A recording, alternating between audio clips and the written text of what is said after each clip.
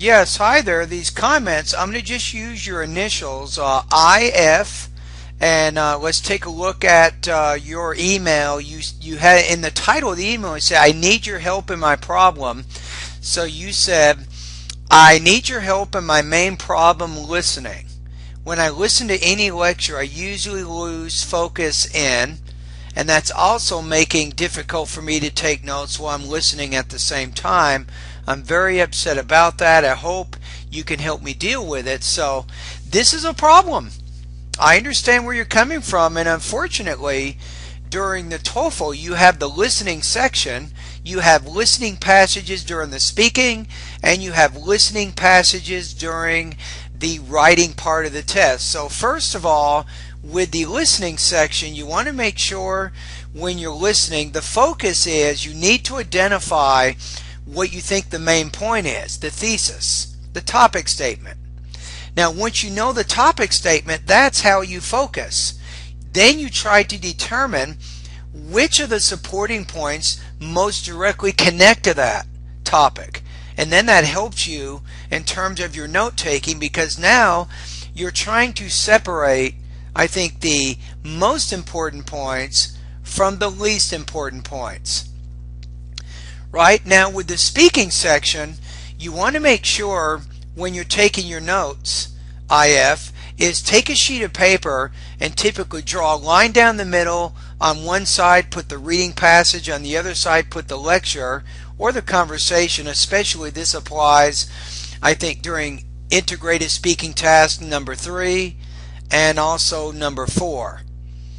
And in both of those you have to read and then listen and then speak, right? So again, you need to identify the thesis in the reading passage, and then maybe what 2 key points are in that reading, and then you have to identify the topic, I think, in the lecture, and then 2 supporting points there. But that's not enough. Now you have to look at your notes and figure out what the connection is between the listening and the reading, right?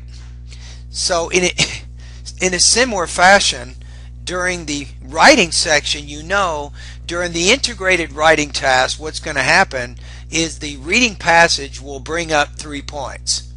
Let's call them point A, point B, and point C. You know, in the lecture you will get counterpoints. You'll get a counterpoint to point A, another counterpoint to point B, and a third counterpoint to part B, to point C in the reading passage. So what you're trying to do here is to show what the relationship is between the lecture and the reading passage. Now, so it's hard for you right now, you're saying taking notes and listening at the same time.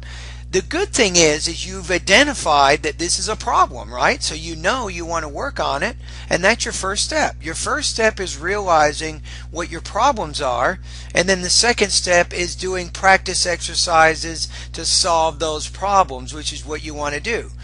So I think that you're a student at my online course, I'm pretty sure, so I can tell you specifically some lessons that you want to focus on. First of all, in the listening part of my course, the very first lesson goes over the importance of taking notes. It talks about how to take notes and how to take notes faster.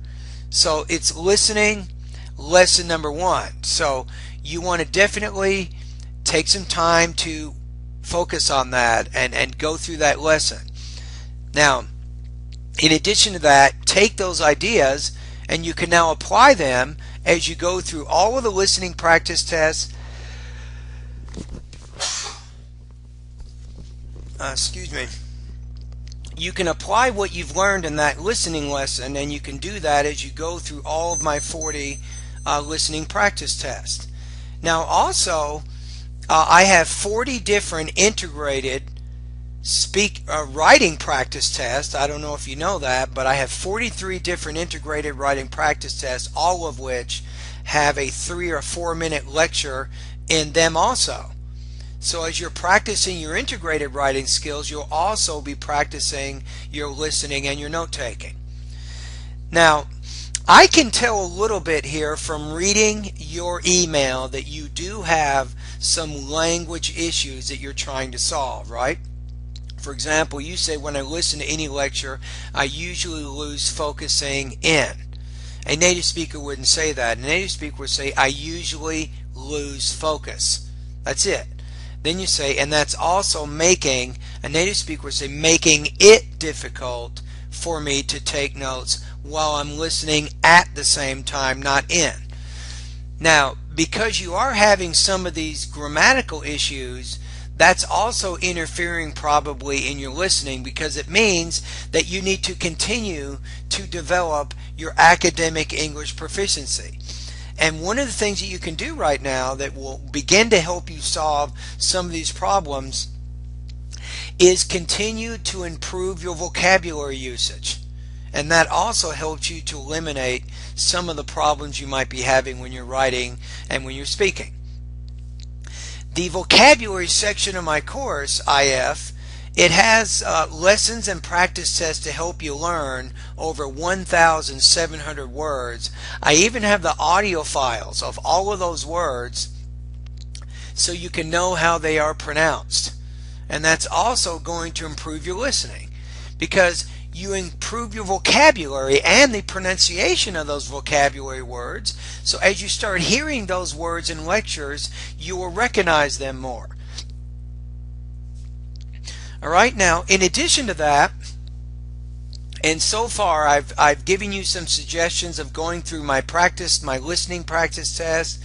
You can go through my integrated writing practice test, begin completing those. You can complete, I think I said, listening lesson number 1, and as you're doing all that, you're continuing to work on your note-taking skills, right? And the more you practice, the easier it will be for you to listen and take notes at the same time. Now, in addition to working at my online course, it's also important to engage in a regular routine of listening. What you're doing is watch TV, particularly news programs, documentaries, history programs, science type related programs. This will give you more access to academic type vocabulary. And don't do it all the time, but every now and then you can use the caption, and then you can see the pronunciations of all the words that they are using in those programs. Now, in addition to TV, you can also work on the radio. You can listen to the radio, either music and also news type programs and politics type programs. These things are going to be beneficial for you.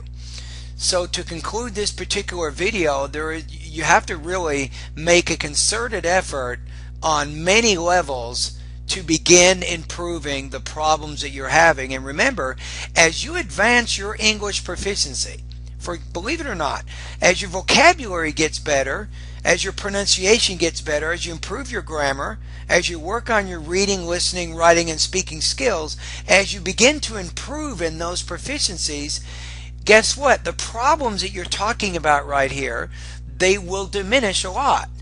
You will not have as many problems with your listening. It does get better, and that's exactly what my online course does. I help improve your total package. I help work on all of your academic English areas of proficiency so that you can be a very well-balanced, I think, speaker, writer, reader, and listener of all things academic in the English language. All right, anyway, again, thank you very much for your comments. I hope the video has given you some good ideas, and have a great night.